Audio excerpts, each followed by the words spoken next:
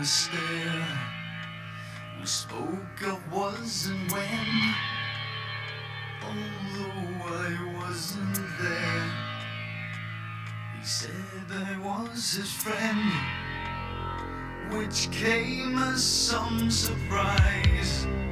I spoke into his eyes. I thought you died alone a long, long time ago. Oh no, not me. I never lost control. Your face to face with the man who sold the world.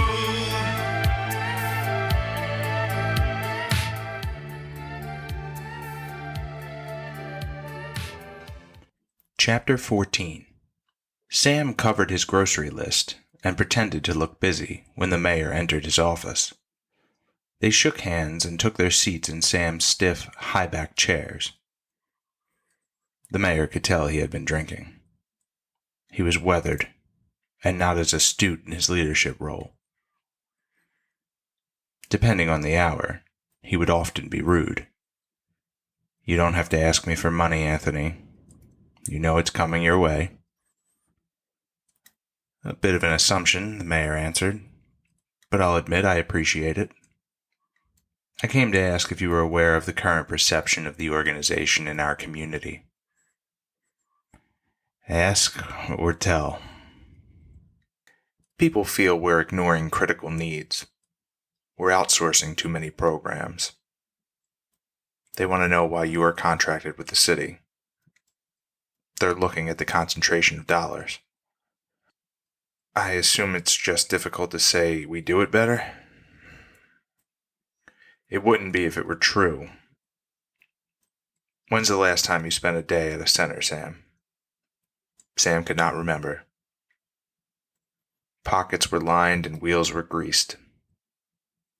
Sam graduated to practicing politics. He and the mayor rode through Sharswood on their mission to the original center. The organization had ballooned into a bureaucratic nightmare, feeding off the city's inefficiencies and lack of transparency. Empty lots, garbage, sweltering blacktops, dilapidated buildings, and scattered homeless were a breathing backdrop. Hopelessness hung in the humidity. It was an unseasonably warm day. Snow was oddly on the way. People for Good turned its focus from the community to its own internal workings. The talks of community cleanup and clinics were a thing of the past. Hustlers were in the usual spots. Now, they were distinguishable from their Reagan-era predecessors by their lack of confidence. There was no pizzazz or business acumen. This was organized chaos. Kill or be killed was understood from the outset, without the consideration of the rookie police who sat begrudgingly in their cars waiting, stewing with resentment, and eager to use force if they could not clock out.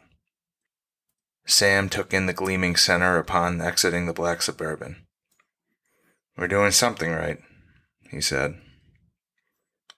"Step inside," the mayor responded. A blast of air conditioning welcomed them, along with the half-smile of a tired teenager completing her homework at the reception desk. Sam recalled the days of grueling summer heat and was pleased to witness such progress. Every surface was spotless. A member of the maintenance crew gave them a nod. Both the mayor and Sam preferred arriving unannounced to see the work in its natural state. The classrooms were silent. Computers hummed in an empty, recently upgraded technology lab. Results of a strong fundraising arm were obvious. Sam heard the familiar rumble from the west corridor. They continued their tour past the doorway into a different world. The roar of a packed crowd gave approval to the left-right-left crossover and a subsequent finger roll swoosh. Older white men making promises they would rarely keep to too many individuals were balanced by the street politics and cash passing through fingertips along the sidelines. "Is this a special event?" Sam asked. This is a daily occurrence, the mayor said. Another roar from the crowd at a clean three-pointer drained from the wing at the opposite end. The games are loosely regulated, with middle school prodigies, junior high alphas, and high school powerhouses mixing it up in a tournament, showcasing their skills between the season and the summer league. College scouts were leering at the fifth graders and already finessing those in eighth. Muscular seniors were betting on themselves by proxy to pay the bills. The after-school report cards aren't great, the mayor said. We haven't been trying for a while. Our short stories are merely anecdotes. Sweeping change is a far cry from what we're seeing. What do we do? Sam asked. Stop treating this like a sociology study and remember there are people attached to it. The mayor was tired of cooperating. He left. Sam stayed, wobbling in a drunken stupor while he watched the rest of the game. He saw Michael at center court in a referee's shirt and assumed he was still homeless. They acknowledged each other briefly with a nod. Michael looked more composed than the last time Sam saw him panhandling near the offices. He was clean-shaven, and his hair was even. Sam enjoyed watching him keep up the pace with the young guys. They had some fun in their youth. Michael loved being on the court. It made him remember why he played, before the booze and everything that followed. Basketball was his escape. You smell like outside. Wash up, boy. Michael laughed at the words from a mother to a young boy who had been playing in front of the center after the game. He remembered his mother making the same statement. The smell of outside in Philadelphia was a mixture of your own sweat and the thick, polluted air that existed in the more congested areas of town, where the foliage was lacking, the buses were abundant, and the sunlight was either abrasive or non-existent. Life was simple when he spent his days sweating on the blacktop under a sweltering June day. He would carry the funk of outside with him wherever he went. A group of children often brought it along with them with the pungent aroma of rubber from bicycle tires, footballs, and basketballs. It was a smell of innocence and clean fun. The store clerks were more welcoming in those days. They were neighborhood folk who had started their own businesses. The white folks were moving out, as was expected. The factories remained, but not as long as everyone would have hoped. Tension was palpable, and anyone calling for unity was merely a voice on the television screen or someone pandering for votes. They would rarely enter the neighborhood without an escort or a camera. Michael's fascination with this change grew to anger that he had to repress. When he drank, that task was impossible, and led to his trials in his community. Michael's father was abusive. Their generation was dominated and hypnotized by it. Their father softened with age, but the scars remained. He saw the hypocrisy and refused to let his old man scold him for their shared sins. Michael had a solid jumper and a smooth drive to the basket. He was a short forward or a tall guard. Either way, he was the role player he wanted. Now, he saw these kids filled with pure determination. Fun was gone. This was their destiny. He admired it. Yet, he wondered of their home lives and disengaged teachers. College prospects were dashed when Michael was expelled from school for a fight. The principal's racism was thinly veiled on a good day. Michael's hopes were minimal, no matter what Sam wrote or said in advocacy. Michael had several skirmishes over girls. Hormones and Thunderbird wine did not mix. Junior year was the beginning of the few years where he and his father overlapped in their addiction. When his dad sobered up, Michael finally rebelled. He was tired of being the man of the house. His mother refused to kick him out when he left school. But, with the heroin came the cops. She had to let him go. At first, hanging out was acceptable. 3 out of 5 nights a week he had a couch or a floor. The weekends did not matter. When he could function properly, he would work his charm on a young lady to end up in a dorm room. On a few occasions, he would have to make an early morning exit from a family home, undoubtedly embarrassing the young woman. After the game, Sam secured a break room to speak with Michael. Upon entering, Michael remembered Sam's calculating ways when he saw a picture from the past that depicted them both. "Growing up, I would have thought the state bird of Pennsylvania was a pigeon," Sam blurted. "Turns out it's a ruffed grouse. I prefer the famous grouse myself." Michael settled uneasily into an appeasing laugh. Sam motioned for him to sit at the small plastic table provided for them. "We're locked between these blocks and these streets," Sam said. "Intersections defining who we are, who our friends are." Michael could smell the whiskey coming through his pores. "The past is there for a reason," Michael countered. "It serves as an excellent point of reference. It should remain a passing thought. People change." "Yeah, I know. That's why I'm glad you're here.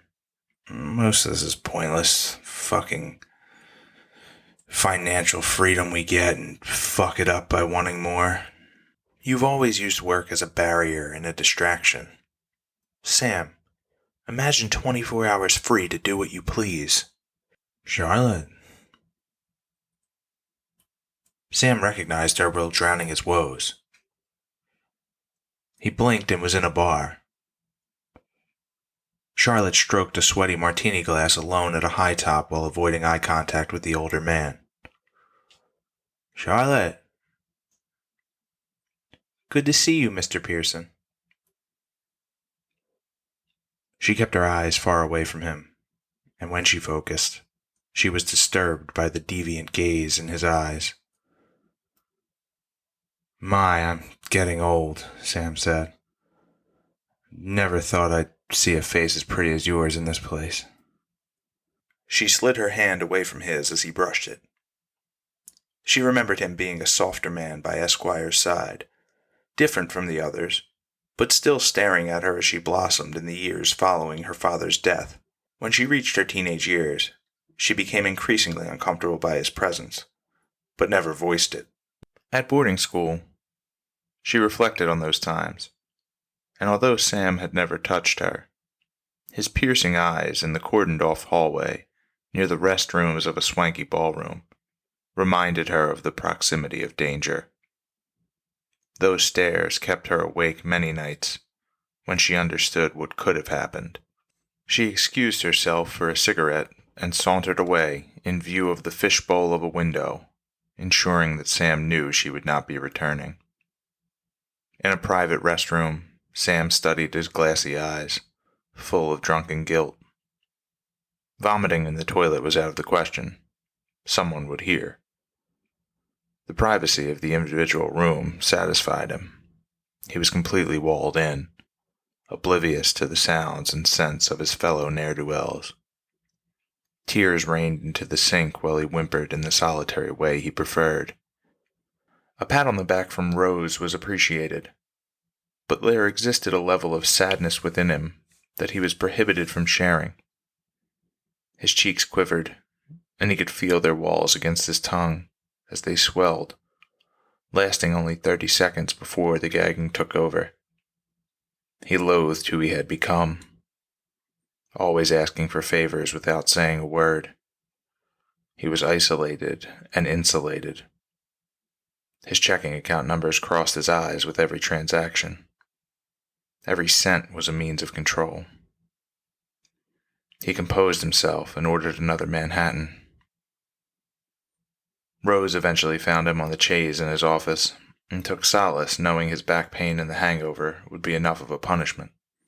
On Saturday, she would spend the day traversing the square, stealing a few moments of the soft feminine touch of her secret lover before returning to a dinner of filet and ribeye taken out from Barclay Prime.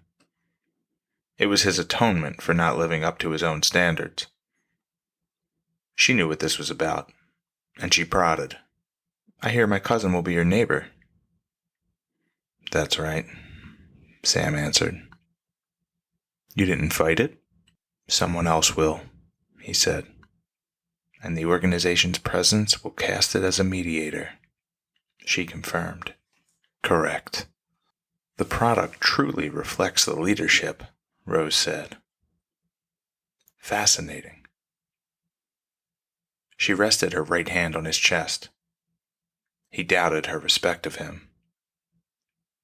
They both lay flat on their backs, transitioning to an easy slumber with full bellies.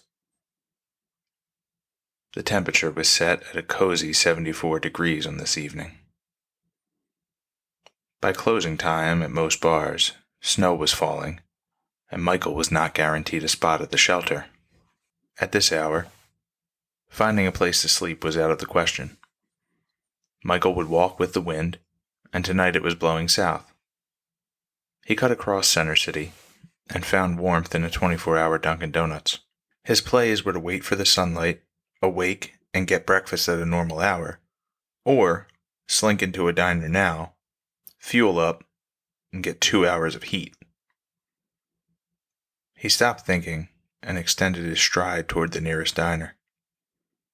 Inside, a few drunken couples slopped chicken tenders and baskets of fries. It was 3:30 a.m. He recognized Andrew at the counter and sat next to him.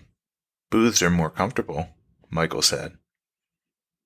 Startled, Andrew remembered him from their clipboard encounter. Michael motioned to a booth, and Andrew followed. They slid across the vinyl and studied each other's faces.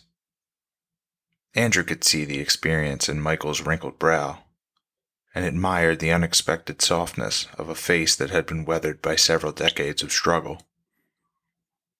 A small scar under his jawline stood out because it was lighter than his complexion, almost white. His mustache was wiry, but not unkempt. Michael wondered what brought Andrew here in the middle of the night. His eyes were heavy, and his young face bludgeoned and dried by the wind. The thick beard and his long hair distracted from the pain behind his eyes, which was not difficult for Michael to find. You like it here? Michael asked. They have good pie. A waitress found Andrew in his new seat and gave him a hearty slice of blueberry before she refilled his coffee. She looked to Michael. Can I get you something, hon? She took his order for a burger and fries and gave him a cup of coffee as well. You work with Sam and Carol and Jeff, right? Michael asked. Yeah. How'd you guess that? I had a feeling. I know a lot of folks at the People for Good. Got to know their names over the years. Not yours, though. Andrew instinctually hesitated before extending his hand. Andrew, he said. Michael. They shook hands, and then each examined their surroundings again to avoid acknowledging the anticipated lull in their conversation.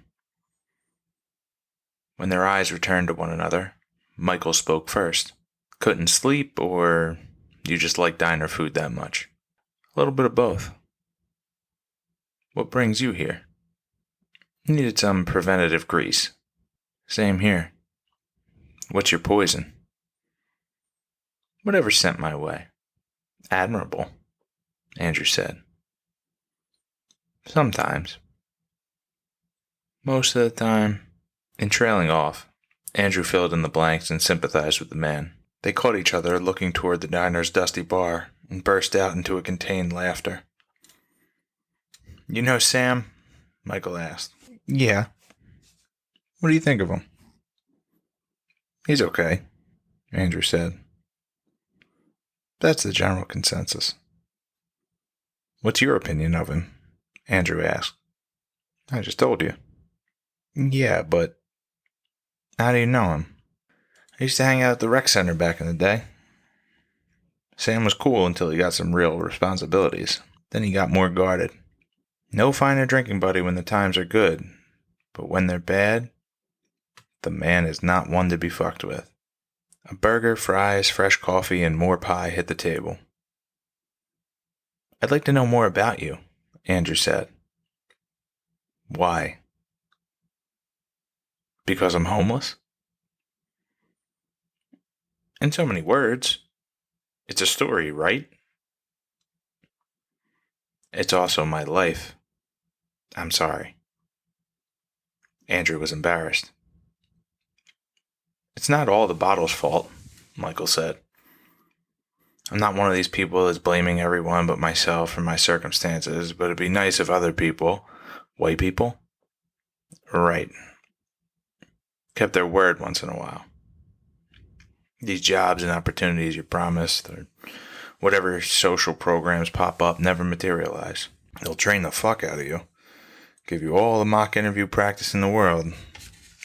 But when it comes time to hire, suddenly there's not a need for you. They can't find room in the budget, or more than likely somebody's got a kid who needs an opportunity. Let that kid sleep in a shelter for a few nights. They'll get focused on finding their own thing real quick. I'm sorry, I'm rambling. Michael sunk his teeth into the glossy fresh bun, crushed through the cold lettuce and tomato, and found warm comfort in the beef patty. I would like to help you, Andrew said. That's kind, but you won't. I don't mean that to disparage you, but it's the truth. The arrival of the check and the waitress's voice broke the silence. Andrew zipped his heavy peacoat and noticed Michael's layers of a denim jacket and a hoodie, which were not ideal for the February wind. Street lamps guided their walk north on Broad Street.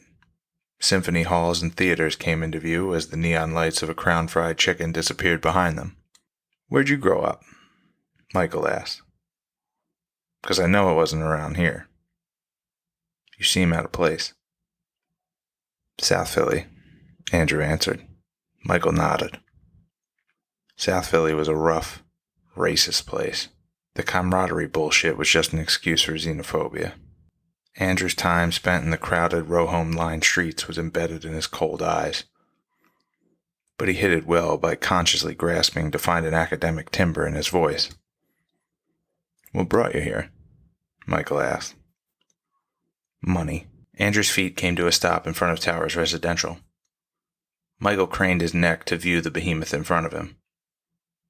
He brought his eyes back to street level and looked past Andrew into the posh lobby protected by electronic entry. Protected from people like him. Andrew extended his hand for a shake.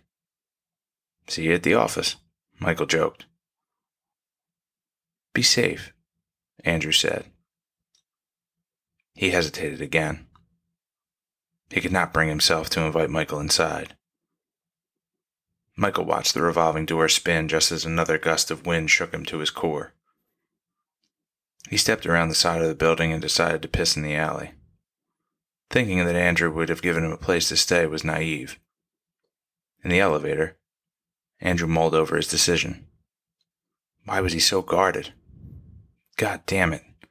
It's a safety issue. He didn't know this guy. And what if Charlotte was still there? The elevator dinged, and the dread of seeing Michael outside of the office ate at him. He contemplated looking for a new job to circumvent the awkwardness, and then laughed at his avoidant tendencies. Zipping up in the alley, Michael saw a light flick on in a window 20 stories above him. He imagined the view and how wonderful it must be to feel protected behind those walls. The Walnut Street subway stop was not far. There would be heat, and he could see the sunrise from the L.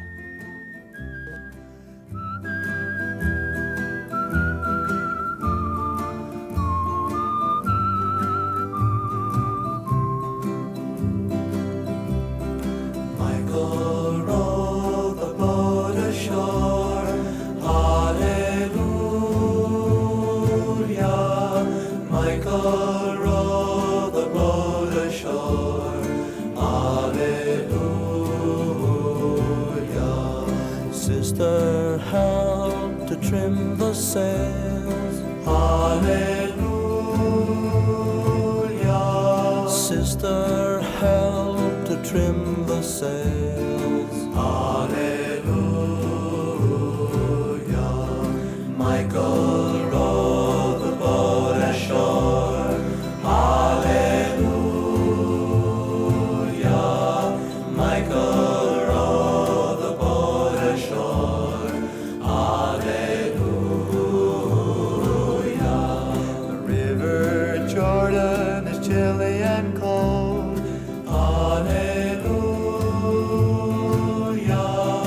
chills the body but not the soul. Hallelujah. Michael rolled the boat ashore. Hallelujah. Michael rowed the boat ashore. Hallelujah. River is deep and the river is wide. Hallelujah. Milk and honey on the other side. Hallelujah. Michael